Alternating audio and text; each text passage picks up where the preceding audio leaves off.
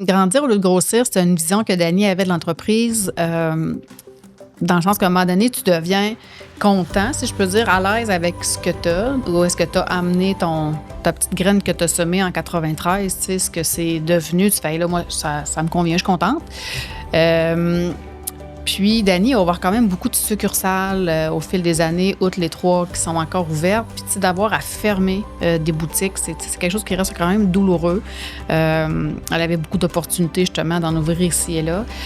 Puis, on est vraiment dans la formation continue des équipes. On est vraiment dans l'épanouissement. Donc, on s'est dit, là, on aime ce qu'on est, on aime la size, on aime la grandeur de l'usine, on a une très grande capacité de production qui peut encore augmenter en améliorant nos processus, comme je répète beaucoup depuis le début de l'entrevue.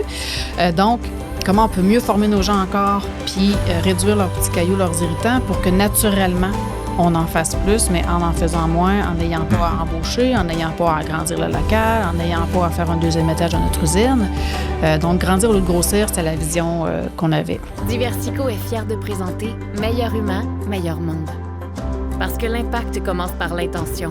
On rencontre des entrepreneurs visionnaires qui placent l'humain au cœur de leur succès. Diversico Finance Humaine est un cabinet de services financiers qui accompagne les entreprises d'ici dans leur croissance. Meilleur humain, meilleur monde. Un podcast inspirant pour transformer le Québec, un entrepreneur à la fois. Bienvenue à Meilleur humain, meilleur monde, rencontre avec des entrepreneurs visionnaires du Québec. Notre invitée aujourd'hui, Karine Garand. À mes côtés, mon associé et mon co-animateur, Normand Chadwick. Et mon nom est Tristan Laliberté. Normand et moi, on est tous deux du cabinet de services financiers Diversico Finance Humaine. Et on donne des conseils financiers à des gens d'affaires comme Karine. Karine, on va, premièrement, merci d'être venue nous rencontrer. Tu es partie de la Beauce. Pour l'invitation. Oui, j'arrive de la Beauce. Belle raille sur l'autoroute 20. Une belle raide sur l'autoroute 20. Et qu'on l'aime, cette autoroute-là. Hein, c'est magnifique. Karine, on te rencontre à travers une référence de Dominique Tremblay, qui était venu chez nous. D'ailleurs, nous cohabitons, en fait, notre entreprise, la vôtre, celle de Dominique, depuis quelques semaines à peine, dans le cercle des leaders. Exact. On va certainement parler un peu de ça aujourd'hui. C'est des entreprises libérées ou d'autogouvernance. Il y a toutes sortes de termes potentiels à ça. Tu es une des 6 actionnaires de l'entreprise maintenant. L'entreprise qui s'appelle, je ne l'ai même pas encore nommée, AD+, c'est Armoire AD+, de la fabrication d'armoires de cuisine. Oui, vente, conception, installation, fabrication d'armoires. Exactement. Et puis, toi, tu es une des copropriétaires et la coordonnatrice au dessin technique. Tu as fait ton entrée dans l'entreprise en 2002, mais c'est une entreprise qui a été fondée bien avant ça, en 1993. Oui, voilà. Fait qu'il y a une histoire familiale derrière ça, fondée par un père et sa fille. Tu as travaillé avec la fille en question qui s'appelle Dany. Et puis, maintenant, tu travailles avec le fils de Dany. Oui, exactement. Et puis, il y a tout eu un processus de relève dans lequel vous êtes... vraiment les mains dedans, comme on dirait. En plein dedans, oui, voilà. En plein dedans. Oui. Fait que voilà pour la mise en bouche. La POC est maintenant sur la glace. Avant de parler un peu plus de l'entreprise comme telle, je vais quand même positionner un peu là, pour les gens qui nous écoutent, voir si vous êtes un peu dans quel marché, puis quelle taille. Fait que vous êtes une centaine d'employés. Vous avez 3 localisations. Sainte-Marie en Beauce, Lévis et puis Québec. Québec, oui. Et puis, vous avez des pôles un peu là, pour ce qui est de vos opérations, dont un à Montréal. Oui. Donc, vous faites de l'installation et de la vente-installation d'armoires de cuisine dans des tours notamment, là, dont celle que tu es allé visiter un peu plus tôt. Oui. Aujourd'hui, dans le grand bonheur du trafic montréalais, une journée de la grève de la STM. Tant qu'à venir. Tant qu'à venir. On va se payer On va écouter pour vrai. Exactement. Ben oui, que ça t'a permis de rester plus longtemps. Voilà, c'est ça. Fait que parle-nous un peu de ton parcours avant qu'on reparle un peu de toute la dynamique de votre business. Parle-nous un peu de ton parcours à toi dans tout ça. Mon parcours à moi, je suis une finissante en design intérieur d'origine, si on peut dire. J'ai voulu étudier en communication, j'ai voulu être professeur, j'ai voulu être architecte, j'ai voulu faire toutes sortes de choses.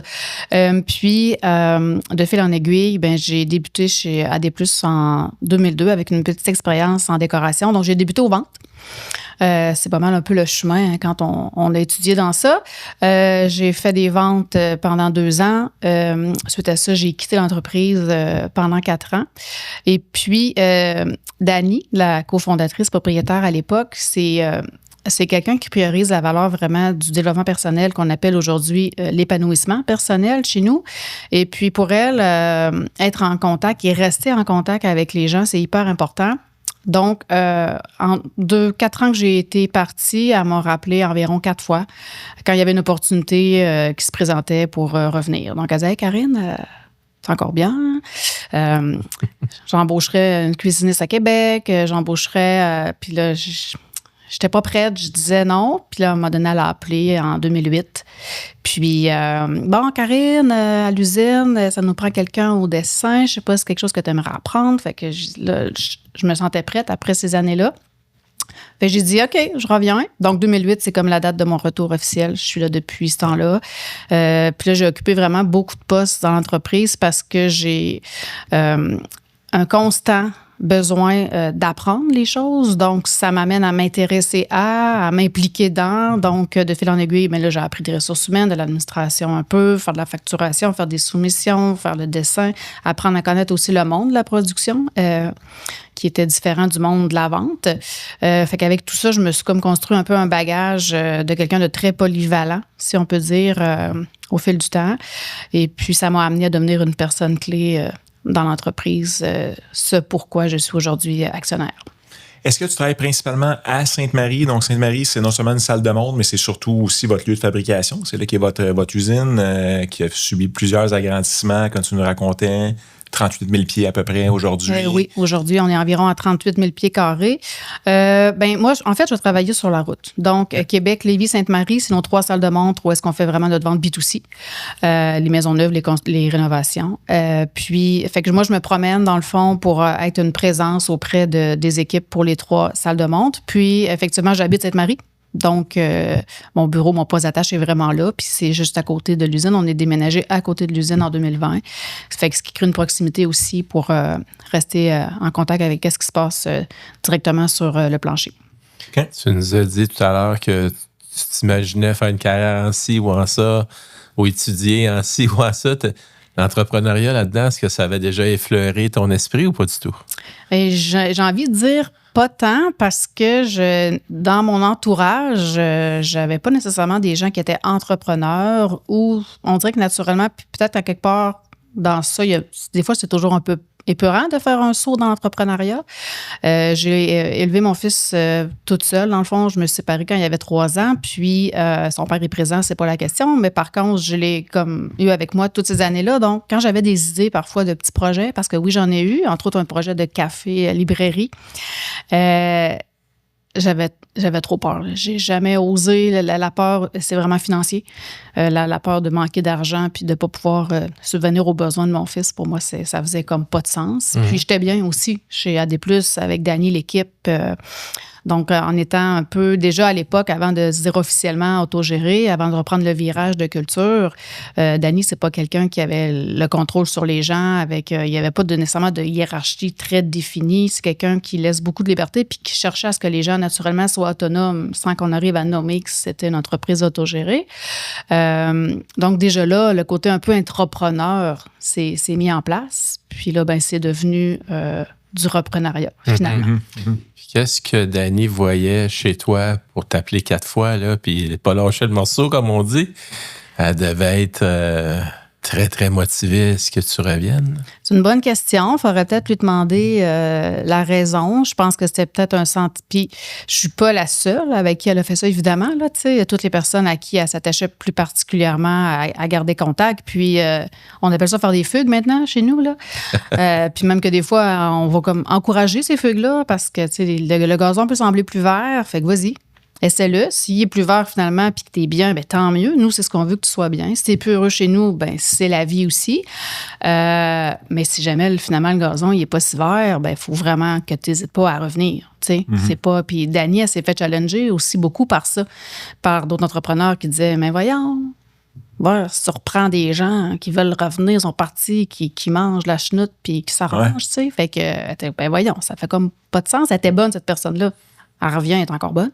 Oui, puis il n'y a rien de mal à aller voir ailleurs aussi. Là, surtout ces années-ci, on sait c'est quoi un emploi. Quelqu'un qui est chez nous 5 ans, on est comme, hey, c'est 5 ans. Là. C'est un vieil employé. C'est un vieux collaborateur. Tu vas avoir 30 ans là, dans pas long.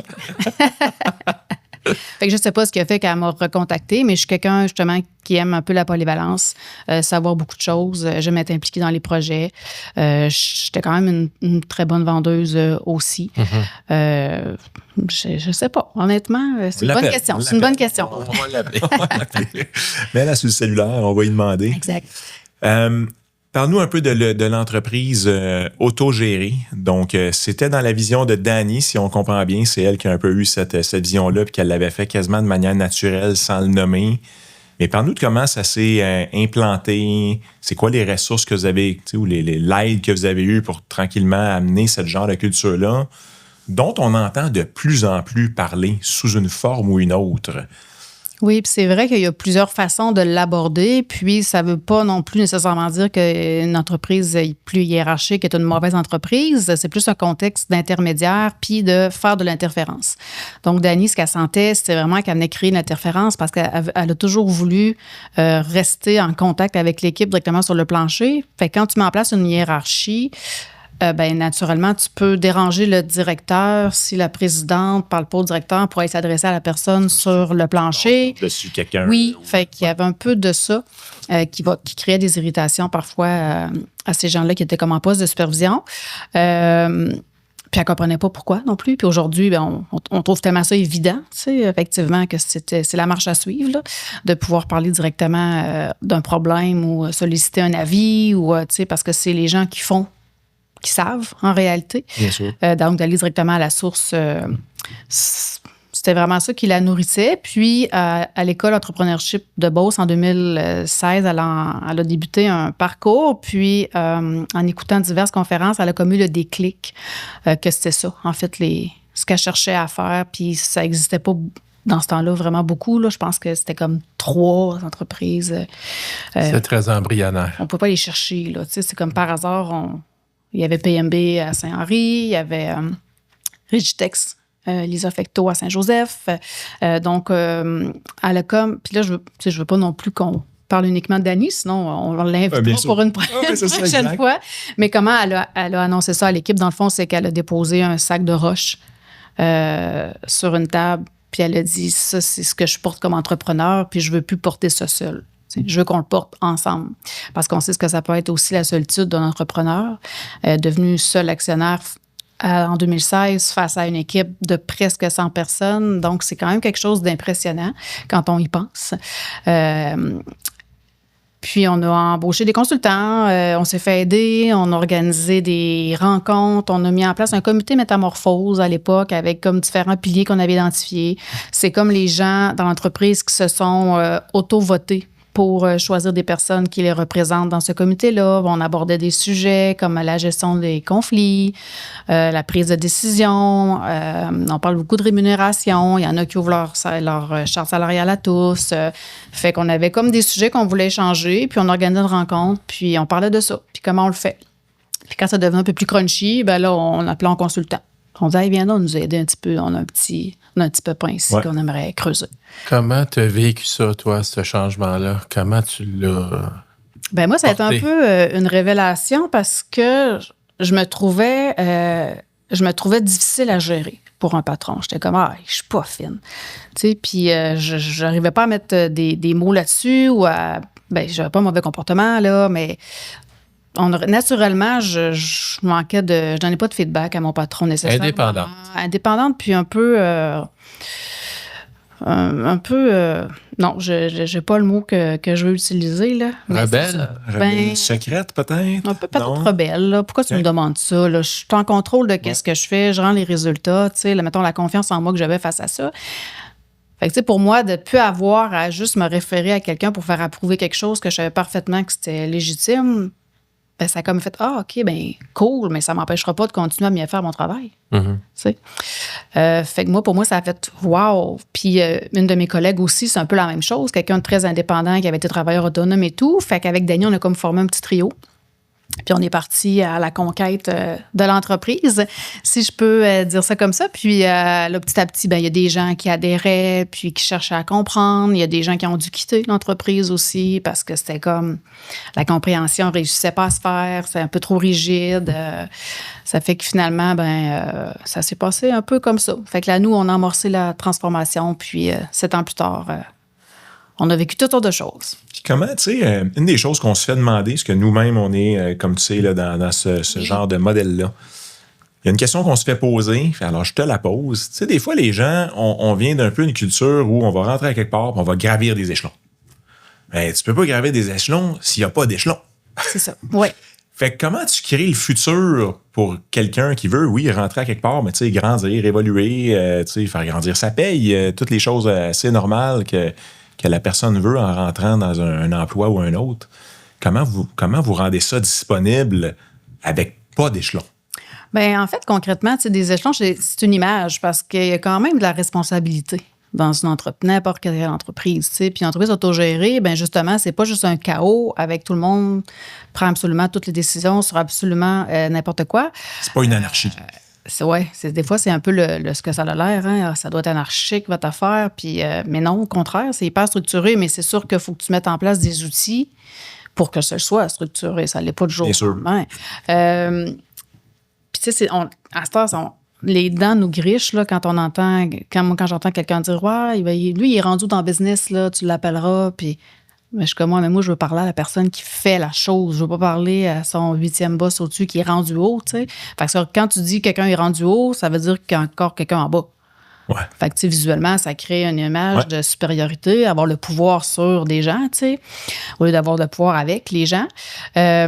Mais il y a des... Puis, tu sais, au début, on est en train d'apprendre de tout ça. Qu'est-ce qu'on fait, justement, là? Est-ce qu'il faut que ce soit comme tous eux qui décident de cette affaire-là? Mais là, le mot, exemple, des actionnaires dans ça, il est où? C'est une question de comment ça coûte.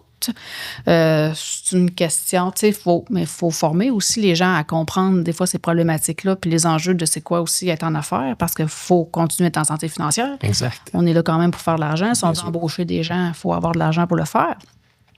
Puis, naturellement, il y a des gens qu'on a vus qui voulaient plus de responsabilité. Fait que ça, veut pas, ça a une valeur parce que quand tu es responsable, tu es imputable. Donc, toi, tu es imputable de ce résultat-là. Puis, il y a des gens qui nous ont dit, là, tu viens me voir, là, tu me demandes mon avis. Là, moi, je veux pas te la donner, mon avis. Là. Moi, je veux rentrer, je veux faire mon travail. Puis, c'est comme ça que je suis bien. Puis, c'est que, tu sais, ça, il faut aussi accepter cette partie-là. Ouais. Fait que c'est là qu'on a identifié vraiment les gens qui sont plus en mode gestion. Puis, tu sais, quand on parle de grimper des échelons, ben tu deviens pas actionnaire, tu deviens pas gestionnaire parce que tu grimpes des échelons. Tu deviens gestionnaire parce que tu as des talents pour gérer des situations. T'sais. Fait que c'est quand même différent. Puis chez nous, être dans la gestion, c'est comme vraiment dans un sens être dans le bas puis de propulser le reste de ton équipe. Ça fait que c'est l'inverse un peu de t'es au service de l'équipe. Exactement. Mm-hmm. Ça fait que... Aujourd'hui, on ne voit plus de différence d'avoir ou pas des échelons parce qu'on parle plus de responsabilité. Oui. Là, à travers tout ça, tu deviens actionnaire. Oui. Est-ce que ça a changé ta posture par rapport à tout ce que tu viens de nous décrire? En toute honnêteté, si je peux me permettre, Dany prenait tellement une grande place dans l'entreprise. Clairement, c'était elle la source, la leader de projet. C'est une visionnaire. Elle est tellement brillante que des fois, tu fais, mais comment tu peux être brillant comme ça? Que le sentiment de dire, je deviens vraiment, je suis une actionnaire moi aussi, puis j'ai mon mot à dire, c'était comme, on le nommait, mais de dire le sentir puis le goûter, c'est un peu plus difficile parce qu'on savait que Dany rattrape toujours la balle au bon, qu'elle va toujours te faire un suivi, qu'elle va s'assurer que ça marche. Fait que, tu sais, c'était comme un peu confortable, tu sais, si on peut dire, de devenir actionnaire à ce moment-là. Aujourd'hui, là, c'est totalement différent parce que là, Dany s'est retirée depuis janvier officiellement. Là, faut la pogner la balle, là. Ouais. Tu sais, le petit message là, qu'elle va nous envoyer en différé, qu'elle s'est programmée pour être sûre que c'était correct puis qu'on était en contrôle de notre projet, là, on l'aura pas, tu sais. Ouais. Fait que là, moi, ça, je le ressens très fort. Puis Dany a fait ça comme vraiment parfaitement bien, son retrait. En passant, là, la planification qu'on a faite pour le reprenariat, c'est bien déroulé. Mais elle-même, son lâcher-prise, pour ma part, je le trouve extraordinaire. Mais là, je me sens plus actionnaire maintenant qu'il y a 5 ans à l'époque où est-ce qu'elle était Donc, encore tu là. étais dans une sorte de phase d'incubation pendant qu'elle était là. Peut-être. Puis là, ben, les petits oiseaux, ils sortent du nid. Pas là. le choix. OK. OK. On le fait, on le plante. Donc, ça donne le vertige, se lâcher dans le vide ou...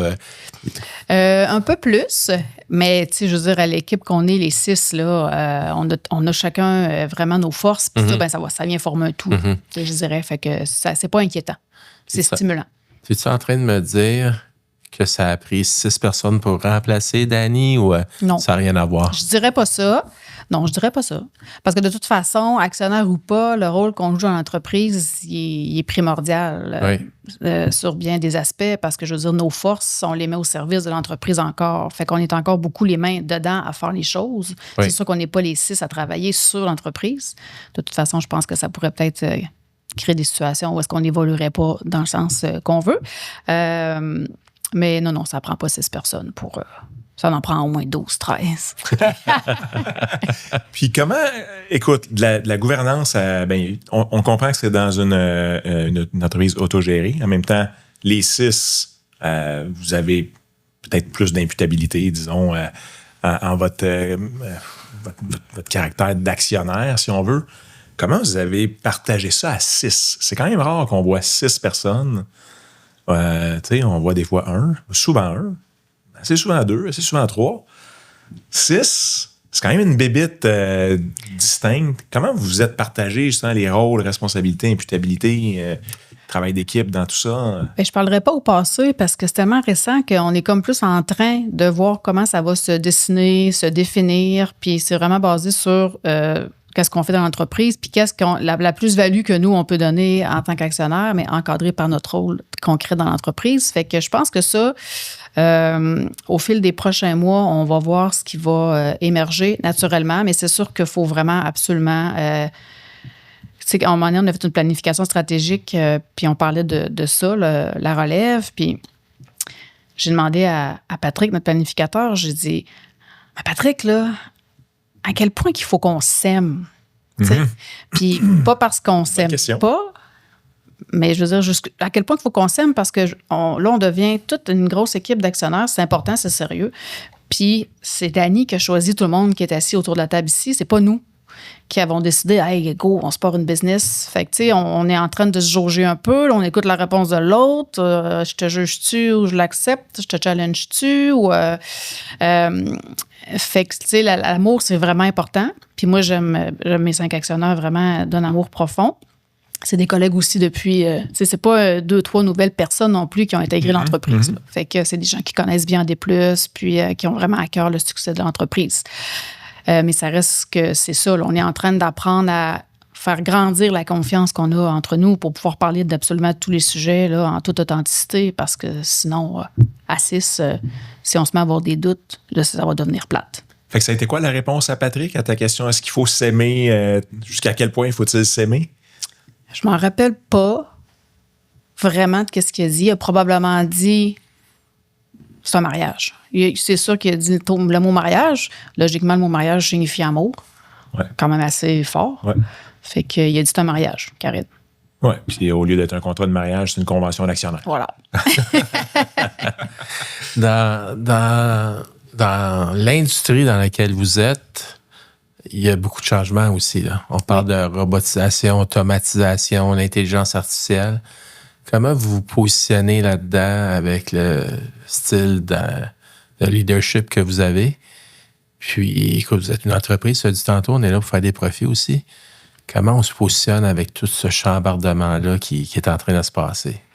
Bien, en fait, nous, on a l'innovation dans nos valeurs d'entreprise. Innovation signifiant comment faire les choses autrement et non pas nécessairement comment toujours innover purement dans les armoires, mais tu sais aussi à qu'est-ce qui se fait autour. Fait que ça, on adhère tous vraiment très fortement à ça. Puis, il y a 2 ans, à peu près, on a fait un mapping de nos processus avec une consultante. Puis, on a ressorti tout plein de petits cailloux, des irritants, des opportunités d'amélioration. Puis, c'est sûr que l'automatisation vient se coller à ça beaucoup. Veut pas même la robotisation aussi. Les AI. touc qui arrive un peu dans le décor. Ça fait qu'avec notre consultante Mélanie, on a remappé l'entreprise, on a mis en place un comité d'amélioration continue, puis là, il s'est développé vraiment une très belle et forte culture d'amélioration continue chez nous, que le comité fait vivre vraiment au quotidien avec beaucoup, beaucoup de feedback. Donc, on a mis partout dans l'entreprise des codes QR, les gens scannent ça, ils peuvent remplir une fiche d'opportunité s'ils remarquent quelque chose qui pourrait améliorer leur quotidien, que ce soit bien au niveau de leur bien-être, au niveau de l'efficacité. Je l'ai dit tantôt, on est une business de performance, là, je l'ai dit tantôt en pré-entrevue. En pré-entrevue, mais on va terminer là tout de suite après. Je pense que ça va être le bon... Oui, puis... au départ, il y avait 80 opportunités à peu près qui ont ressorti. Puis là, aujourd'hui, on est à 550 opportunités dans le tableau. On a un gros fichier Excel géant, tout bien cadré. Michael, le micro. Michael, c'est notre pro Excel, si on peut dire. Puis, il y en a 420 là-dessus qui sont comme cochés terminés. Il y en a en cours. Quand même, OK. On priorise avec une matrice. Fait que, tu sais, c'est hyper nourrissant. On fait des concours à l'interne pour stimuler un peu les idées. Fait que quand on est à l'écoute, là, quelqu'un dit quelque chose, ça c'est tannant, là, ça me retarde. J'ai rempli une fiche. Vite, rempli une fiche. On va peut-être gagner une crème molle le mois prochain. On va peut-être gagner une carte cadeau dans un centre jardin. Je veux juste comprendre un peu mieux. J'aime vraiment ce que tu dis là. Fait qu'il y a des scan codes disposés un peu partout dans l'usine. Des codes QR, exact. Puis qui servent à... Ils nous mènent où quand on le scanne? Ils nous mènent au fichier Excel? Un formulaire qui nous dit, OK, c'est quoi ta problématique en ce moment? Ouais. Puis quelle est la solution que tu penses qu'il pourrait... Parce qu'il ne faut pas juste lâcher des problèmes. Oui. Puis quelle solution as-tu pensé?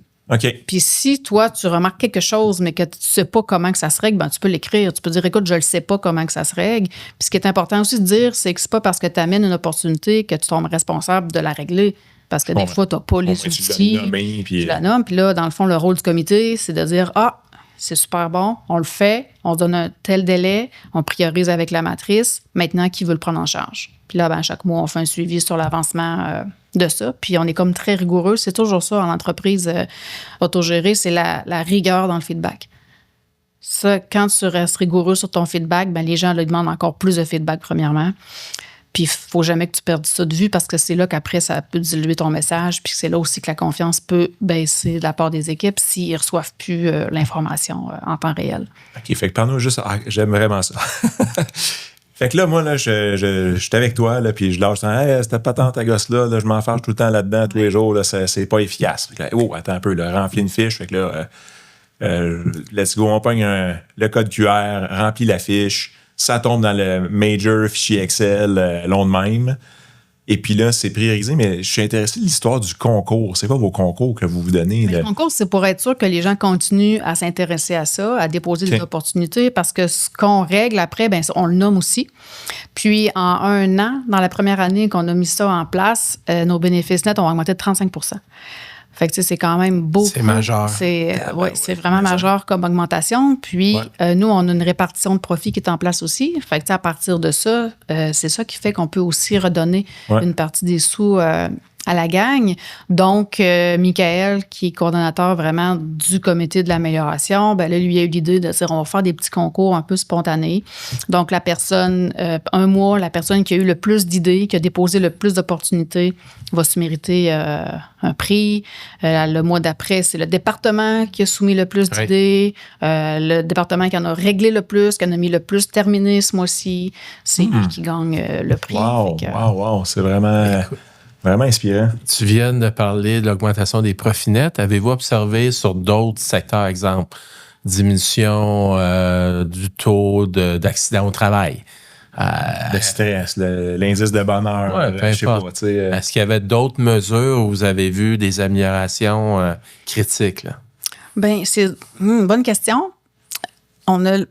J'ai stické sur accident de travail parce qu'on a vraiment la chance ou le talent ou le mérite de dire qu'il n'y en a pas d'accident de travail chez nous. Il y en a déjà eu par le passé, il y a quelques dizaines d'années, mais ça va vraiment bien à ce niveau-là. Mais c'est certain que ce qui crée une synergie puis ce qui crée la rétention, c'est que les gens, ils veulent être écoutés.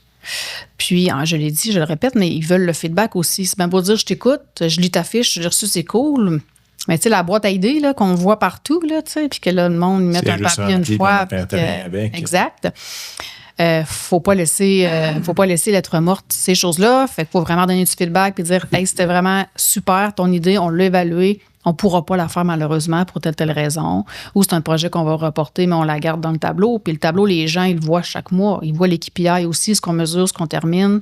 Fait qu'ils voient que leur idée est encore inscrite quelque part. Puis ils se sentent libres de relancer aussi, de dire, ouais, là, il me semble que tu ne m'es pas revenu, tu sais, parce que les gens ne veulent pas. Dans l'entreprise autogérée, ont pris l'habitude de demander des comptes aussi. Fait qu'en toute bienveillance, évidemment, là. Mais ça a amélioré la rétention. C'est sûr que l'équipe devient de plus en plus experte au fil des années parce que le nombre d'années que les gens passent chez nous, il augmente tout le temps. Mm-hmm. Et puis, qui fait le filtre? Fait que tu as 550 fiches qui ont été déposées. Tu te dis, si on veut donner un feedback, hey, c'est super bonne idée, merci beaucoup. Elle est dans le pipeline ou elle ne l'est pas, ou en tout cas, elle l'est, mais dans 2 ans minimum. Qui fait un peu l'infirmière au triage des fiches? Le triage, c'est bon. C'est Michael qui coordonne le département de l'amélioration continue, puis il y a comme une équipe d'ambassadeurs avec lui. Okay. Exemple, Andréane, une de mes associées, est comme ambassadeur pour 4 départements. Okay. Donc, elle va faire partie de l'échange avec la personne qui soumet l'idée, Michael, puis les 3 ensemble vont décider si l'opportunité reste là ou pas. Puis là, ça va entrer dans le tableau, ça va être catégorisé. Fait que ça fonctionne comme ça. Alors, toujours en compagnie de Karine Garand de chez Armoire AD+. On sort dans la petite section questions en rafale, questions courtes, réponses courtes. Tu y penses pas trop. Parfait. En fait, on t'interdit d'y penser. Puis si ça t'interpelle pas, tu nous dis « je passe ». Parfait. Papier ou numérique? Numérique. Travail d'équipe ou travail solo? Travail d'équipe. Projet résidentiel ou projet multirésidentiel? Oh!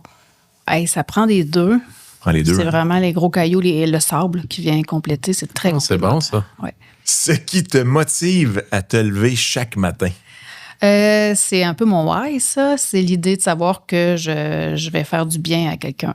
Une qualité indispensable pour dessiner un projet? La créativité. L'autonomie, pour toi, ça veut dire quoi? Autonomie, être autonome signifie pas nécessairement être libre. Être autonome signifie, et ça c'est une question piège, la réponse courte, elle sera plus courte.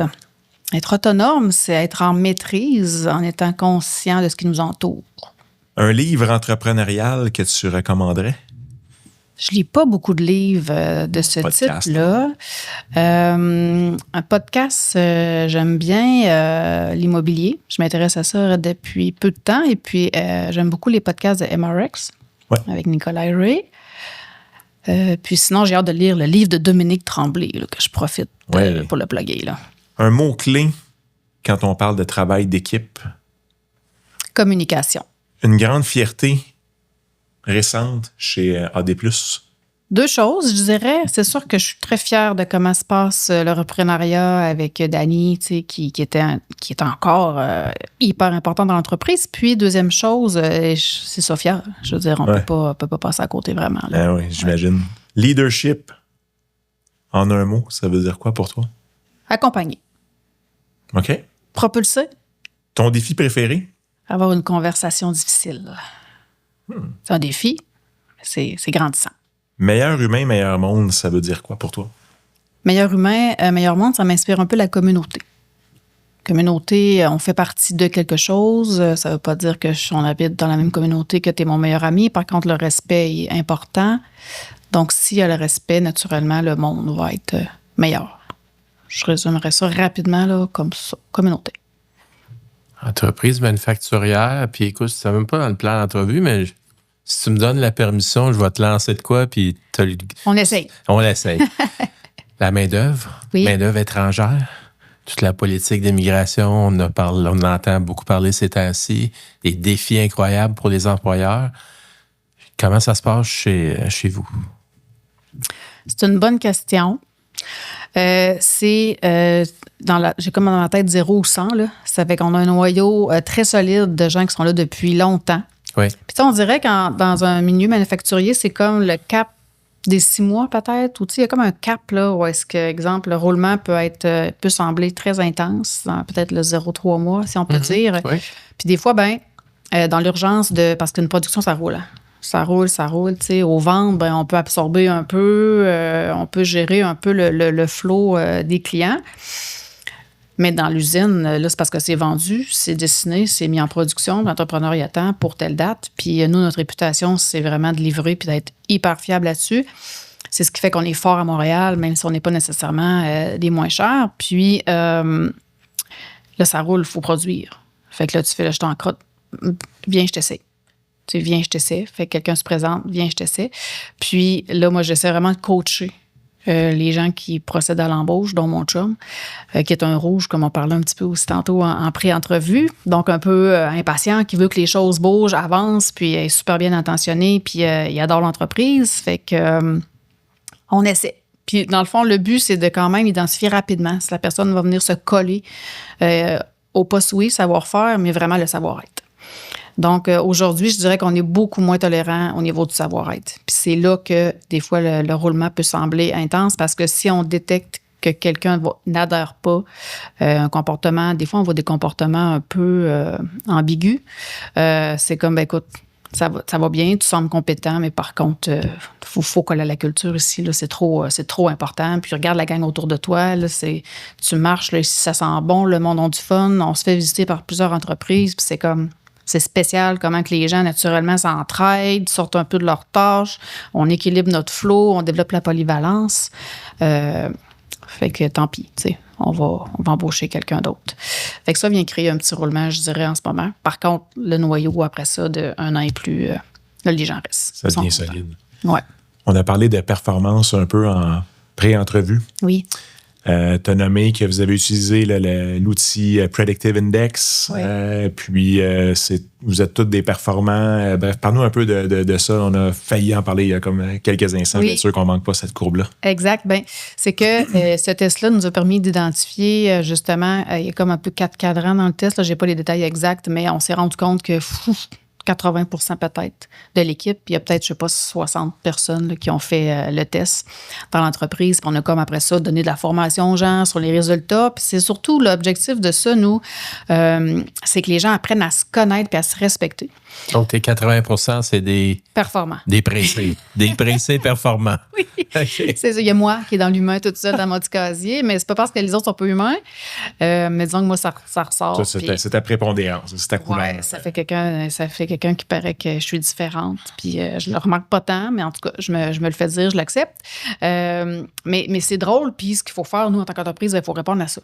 Fait que il faut s'assurer d'outiller les équipes pour qu'eux, quand ils arrivent le matin, ils se sentent le plancher prêt pour offrir la performance qu'ils s'attendent de donner. Fait que, tu sais, quand on parle d'entreprise de bien-être, puis, ben, tu sais, c'est pas de mettre une belle machine à café, puis d'aller chiller là de 9h à 9h20, là, tu sais. Au contraire, c'est de mettre la table prête pour que l'équipe s'en vienne, puis l'équipe sente que là, fait OK, là, yes, je contribue. Puis là, ça m'enferme, je trouve une solution pour que ça aille un peu mieux. Fait que là, on vient plugger des solutions un peu, des fois, AI là-dedans. On a un petit comité AI en place aussi pour analyser des possibilités, des choses pour automatiser des petits processus, pour régler des petits cailloux. Donc, c'est comme ça qu'on se nomme maintenant, une business de performance, un grand besoin de performer. C'est-tu une façon de... Ben, en fait, souvent, on associe les gens performants aux gens qui peuvent être intimidants, aux gens qui peuvent faire piler ses pieds. C'est quelque chose que vous observez, ça? Parce que la manière que tu l'apportes, moi, je la sens très positif. Pas du tout. Oui, c'est très positif. Pas du tout à l'autre partie de la question, ouais. Non, puis c'est drôle. C'est pour ça que je le dis en rien. Parce que ça vient nous identifier, mais c'est plus... Dans le fond, c'est comment j'ai besoin de m'accomplir. C'est en sentant que je peux offrir une performance, puis c'est en ayant un grand besoin d'efficacité. Mais non, on n'est pas des gens intimidants, là, vraiment pas. Puis c'est pas quelque chose qui va comme paraître nécessairement dans la face des gens non plus. Donc non, aucun souci là-dessus. Tu as dit en pré-entrevue, grandir et non pas grossir. Oui, j'ai dit ça. Qu'est-ce que ça veut dire? Grandir au lieu de grossir, c'est une vision que Dany avait de l'entreprise. Dans le sens qu'à un moment donné, tu deviens content, si je peux dire, à l'aise avec ce que tu as, ou est-ce que tu as amené ta petite graine que tu as semée en 93, tu sais, ce que c'est devenu. Tu fais, hey, là, moi, ça me convient, je suis contente. Puis, Dany a ouvert quand même beaucoup de succursales au fil des années, outre les 3 qui sont encore ouvertes. Puis, tu sais, d'avoir à fermer des boutiques, c'est quelque chose qui reste quand même douloureux. Elle avait beaucoup d'opportunités, justement, d'en ouvrir ici et là. Puis, on est vraiment dans la formation continue des équipes. On est vraiment dans l'épanouissement. Donc, on s'est dit, là, on aime ce qu'on est, on aime la size, on aime la grandeur de l'usine. On a une très grande capacité de production qui peut encore augmenter en améliorant nos processus, comme je répète beaucoup depuis le début de l'entrevue. Donc, comment on peut mieux former nos gens encore, puis réduire leurs petits cailloux, leurs irritants, pour que naturellement, on en fasse plus, mais en faisant moins, en n'ayant pas à embaucher, en n'ayant pas à agrandir le local, en n'ayant pas à faire un deuxième étage dans notre usine. Donc, grandir ou grossir, c'était la vision qu'on avait. Je parle au passé jusqu'à tout récemment. Et est-ce que c'est la vision qui rallie les 6 encore aujourd'hui, ou vous allez amener cette vision-là à une autre étape? L'image de la vision demeure, parce que ça, c'est important quand même de justement continuer à se former en tout temps puis faire grandir l'expertise de l'équipe, parce que moi, le département dans lequel je travaille, il y a 20 personnes, puis là, je les regarde grandir. Mon noyau d'ancienneté, il est très fort dans le 10 ans et plus. Là, je pense qu'il y en a la moitié et plus. Puis, sauf que ça cogne à la porte. On a vraiment des belles opportunités de développement des clients. On est reconnu sur notre fiabilité, notre qualité. On fait des belles choses. On a l'innovation. On a Sophia, qu'on va peut-être sûrement aborder un peu tantôt. Fait que ça fait que les gens veulent des armoires à des plus. Ils veulent qu'on les rencontre. Ils veulent nous donner des projets. Ils veulent qu'on regarde si on pourrait développer un partenariat. Donc là, le grandir, oui, super important, mais je pense que naturellement, il va s'accompagner d'une petite croissance. Exact. Oui. Sophia? Oui, c'est... Sophia? Oui, allez, parle-nous de Sophia. C'est une intelligence artificielle? C'est pour ça qu'il y a un I et un A, ou c'est une vraie personne, ou c'est une marque de commerce? Ou, Sophia, oui, c'est l'AI. Sophia, c'est le bébé de Sophie, la coordonnatrice aux ventes, qui est une de mes associées aussi. Donc, Sophia. Fait que c'est un projet marketing-vente qu'elle a porté, qui a démarré avec, quand on a mappé les processus d'entreprise aussi, parce qu'on se disait, OK, on a des compétiteurs, on fait toutes des belles choses, on a tous les mêmes matériaux. Si tu fais cette mélamine-là, tu vas avoir la même mélamine chez mon compétiteur à côté. On fait tous des super de beaux concepts. On a tous des prix, des bons prix. Comment qu'on se distingue? C'est l'expérience client, mais comment? Donc, c'est la disponibilité, l'accessibilité, la simplicité. Fait que comment on s'assure que ça reste simple? Comment on s'assure d'être accessible? Fait que ça a été l'idée de l'espace 24 heures au départ qui est née de ça. Donc, avoir une section de la boutique qui pouvait être accessible en tout temps, même quand on n'est pas là, même quand c'est fermé. Puis là, on avait assisté à stratégie d'affaires PME à Montréal. Et puis là, c'était le début de l'AI, si on peut dire, il y a 2 ans. Mm-hmm. Donc là, l'idée de Sophia est venue comme se coller un peu à ça. Donc, on a travaillé avec une équipe de 2 jeunes crinqués qui se partaient en affaires, la 13e solution. Ça serait le fun que vous les invitiez, eux autres, je pense. Ah oui? Ah, ouais. On retient. Puis, fait qu'on a construit Sophia. Ça a été un projet qui nous a fait suer physiquement, dans le bon sens du terme, collé avec l'idée de l'espace 24 heures, collé avec l'idée du besoin du client, qui est d'obtenir un prix rapidement, d'avoir accès. Donc, à Lévis, en novembre dernier, on a ouvert la première boutique 24 heures. Québec va ouvrir là, dans les prochaines semaines aussi.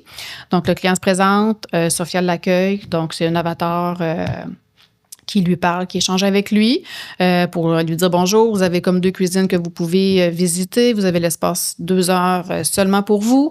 Vous avez devant vous une série d'échantillons. J'espère que vous avez pris des photos de votre cuisine actuelle parce que je vais pouvoir vous offrir des images d'inspiration si vous déposez vos photos dans le système. Les échantillons que vous avez devant vous, il y a des codes de prix. Vous pouvez les scanner. Donc, moi, ça va me dire un peu c'est quoi vos goûts. Donc, elle va générer une image d'inspiration basée sur ce que le client va scanner, puis elle va associer ça avec une idée de budget préliminaire pour le projet. Fait que ça s'adresse vraiment aux clients qui débutent un projet de rénovation construction. Fait que c'est vraiment très. Lui se pointe là comme un cheveu sur la soupe, ou il y a un rendez-vous? Il y a un rendez-vous. Il y a un rendez-vous avec Sophia. Oui. Fait qu'on a la plateforme. Il va là à 10 h du soir s'il veut, puis... Oui, exact. Il reçoit un code, puis là, il peut débarrer la salle de monde, puis là, il y a l'espace pour lui. Oui, c'est vraiment capoté. Ouais, c'est vraiment capoté, effectivement. Rien de moins. Premier en Amérique du Nord, On n'ose pas dire sur la planète parce que là, on n'est pas allé partout. Mais Et la réponse? la réponse est très positive. C'est 3 à 4 visites par semaine de gens, principalement le soir, un peu le samedi. Aussi, là, au début, on était comme la nuit, les docteurs qui vont sortir de l'hôpital. Tu sais, mais la nuit, il n'y a pas de monde. Je peux pas. Hein, je pense qu'on n'est peut-être pas encore rendu là à magasiner nos armoires de cuisine en plein milieu de la nuit. Mais ouais, soir, fin de semaine, la réponse est bonne. On lance un appel aux insomniaques, là, pour vrai. Si vous voulez aller visiter des cuisines la nuit, Sophia vous attend. Québec-Lévis, exactement. Québec-Lévis, c'est à oui, côté. Québec-Lévis est plus... Bientôt. phase 2. Oui, exact. J'en dis pas plus. Puis, oui. Et puis là, je cherche un peu, parce que c'est sûr qu'au début, je cherche le nombre de leads que ça a pu générer, mais c'est vraiment, l'investissement est presque remboursé, là. Et c'est qui ces gens-là qui prennent rendez-vous? Vous autres, c'est monsieur, madame, tout le monde qui veut faire sa cuisine ou c'est un contracteur qui fait une... Non, c'est vraiment le client particulier, le client B2C qui se présente. Puis principalement la rénovation, c'est sûr aussi, là, parce que justement, on a une cuisine, on la prend en photo, on veut changer des choses. C'est sûr qu'en ce moment, dans le fond, c'est que c'est pas tout à fait Sophia. C'est pas tout à fait parfait ce qu'elle va rendre avec l'analyse de la photo. Donc, là, on est en train de peaufiner là-dessus. Mais je veux dire, l'ensemble de l'expérience avec l'accès à la salle, il demeure super intéressant. Puis, de toute façon, on reprend contact avec le client. Lui, il faut qu'il nous indique est-ce qu'il est seulement venu s'inspirer. Fait que s'il est juste venu s'inspirer, bien, il va dans notre banque de données de clients à rappeler dans un futur plus ou moins rapproché. Puis un client, lui, qui est prêt à être relancé, bien là, il lâche un petit coup de fil rapidement pour fixer un rendez-vous. Il peut même prendre un rendez-vous directement sur place à la fin de sa rencontre avec Sophia. L'industrie de la construction, l'industrie de la fabrication, traditionnellement masculin, beaucoup de femmes chez vous. Toi, tu es une leader, tu es une femme.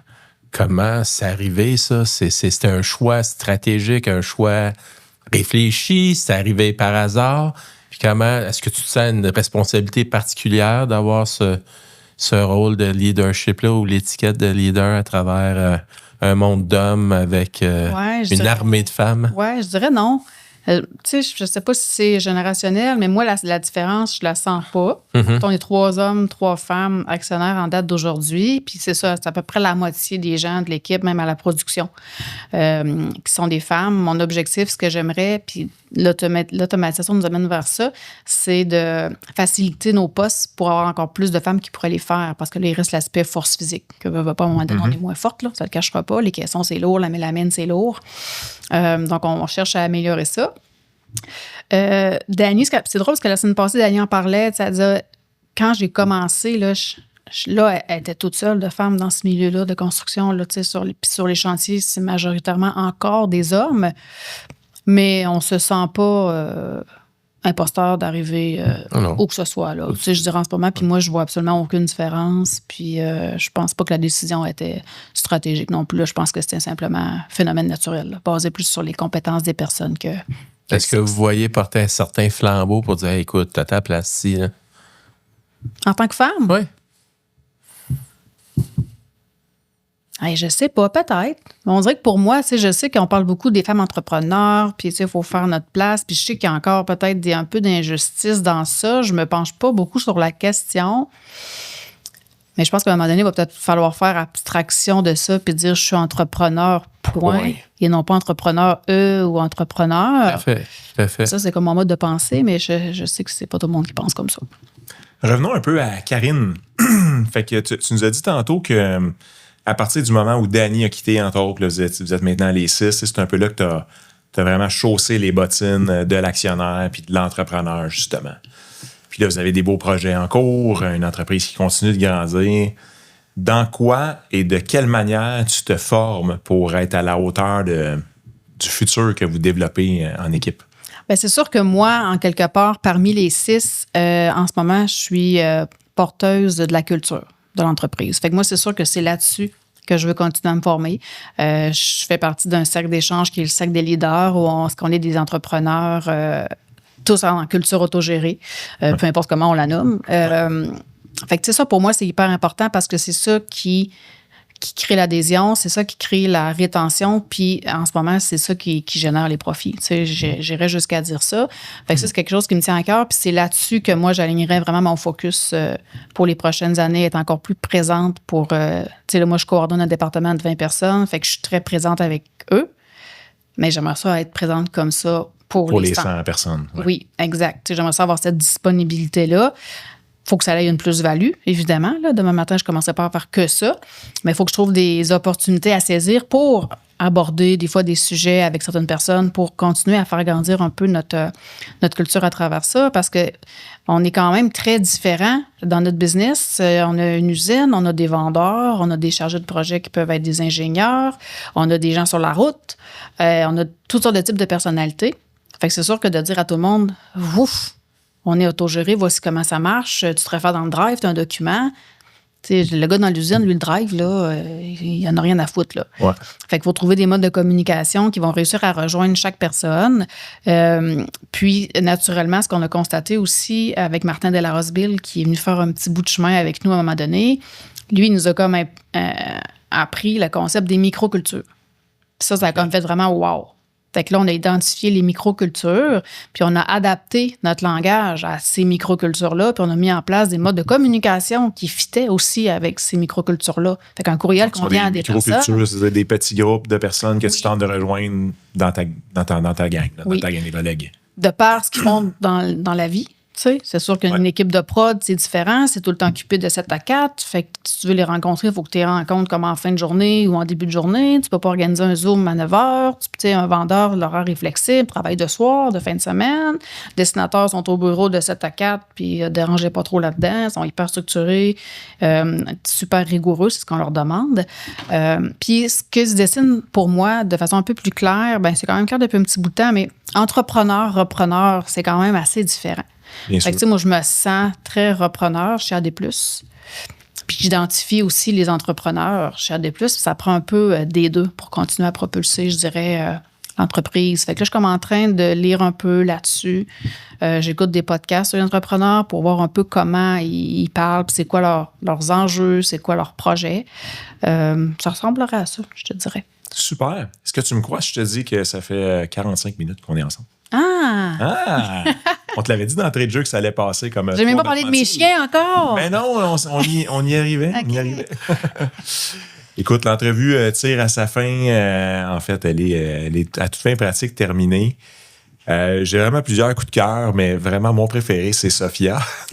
Ben oui, j'espère. J'ai vraiment trouvé ça intéressant. Votre culture aussi, bien évidemment, on est déjà des fans, puis on est très conscient de l'impact de tout ça sur les gens, puis l'épanouissement des humains. Ça m'a parlé beaucoup, ça aussi. Votre team de 6, c'est le fun de savoir que vous êtes en train de le créer. Tu sais, de le co-créer, là, comment ça va finir par atterrir. Ouais. Vous avez ça va être hot, c'est sûr. Ça va être hot, c'est sûr. Je peux pas imaginer le contraire, effectivement, avec la personne des 6 que j'ai vu aujourd'hui. Là, je peux imaginer que les 6 autour de même table, ça doit... ça brasse. Ça doit brasser dans le bon sens du terme. Oui, on a du fun. Ouais. Normand? Écoute, il y a plusieurs mythes qui peuvent entourer l'entrepreneuriat ou le fait d'être propriétaire d'entreprise, mais un de ceux-là, c'est qu'on peut garder une taille humaine quand on est 5, 7, 8, 10, 12 employés. Chez vous, vous êtes plus d'une centaine, puis c'est resté humain. C'est resté très, très humain. Puis, donc, c'est la preuve que quand on s'occupe de l'humain, il y a des choses extraordinaires qui arrivent. Donc, félicitations. Un bon futur à vous tous. Merci. Et merci d'être venus nous rencontrer. Merci pour l'invitation.